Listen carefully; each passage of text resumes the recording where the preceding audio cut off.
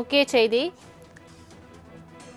திருவள்ளூரில் அரசு பள்ளி கைப்பிடி சுவர் இணைந்து விழுந்து 7ஆம் வகுப்பு மாணவர் மோஹித் உடல் நசுங்கி உயிரிழந்த விவகாரத்தில் இபிஎஸ் கண்டனம் தெரிவித்திருக்கிறார்.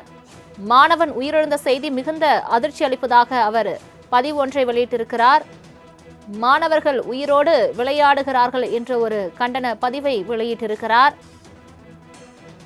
திமுக அரசு மாணவர்கள் உயிரோடு விளையாடுகிறது என்று ஒரு கண்டனத்தை தெரிவித்திருக்கிறார்.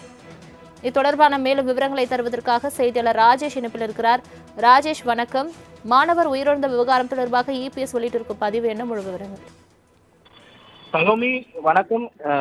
திருவள்ளூர் மாவட்டம் கொண்டாபுரம் அரசு உயர்நிலைப் பள்ளியில் மதிய உணவு சாப்பிட்டுக் கொண்டிருந்த போது கைப்பிடி சுவர் இடிந்து விழுந்ததில் 7ஆம் வகுப்பு படிக்கும் மாணவன் உடல் நசுங்கி உயிரிழந்ததாக வரும் செய்தி மிகுந்த அதிர்ச்சி அளிக்கிறது, வேதனையும் அளிக்கிறது என அதிமுக பொதுச் செயலாளரும் தமிழக எதிர்க்கட்சி தலைவருமான எடப்பாடி கே பழனிசாமி தனது எக்ஸ் வாயிலாக தெரிவித்திருக்கிறார். மேலும் உயிரிழந்த மாணவனின் பெற்றோருக்கு எனது ஆழ்ந்த இரங்கலை தெரிவித்துக் கொள்கிறேன்.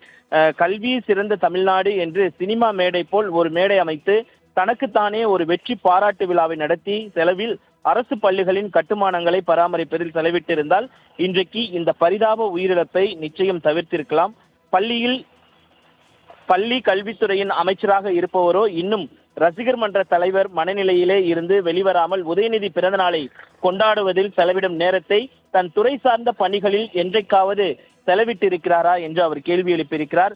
மேலும் பாழடைந்த அரசு பள்ளிகள் கட்டுமானங்களால் மாணவர்கள் உயிரோடு விளையாடு கொண்டிருக்கும் ஸ்டாலின் மாடல் திமுக அரசுக்கு எனது கடும் கண்டனம் என்று அவர் தெரிவித்திருக்கிறார். மேலும் உயிரிழந்த மாணவர் மோஹித்தின் குடும்பத்தாருக்கு உரிய நிவாரணத்தை உடனடியாக வழங்குவதுடன் அரசு பள்ளிகளின் கட்டுமானத்தை போர்க்கால அடிப்படையில் சீர் செய்யுமாறு முதலமைச்சர் ஸ்டாலின் அவர்களை வலியுறுத்துகிறேன் என்று அந்த எக்ஸல பதிவில் அவர் குறிப்பிட்டிருக்கிறார். சலோமி, தங்களின் முழு விவரங்களுக்கு நன்றி ராஜேஷ்.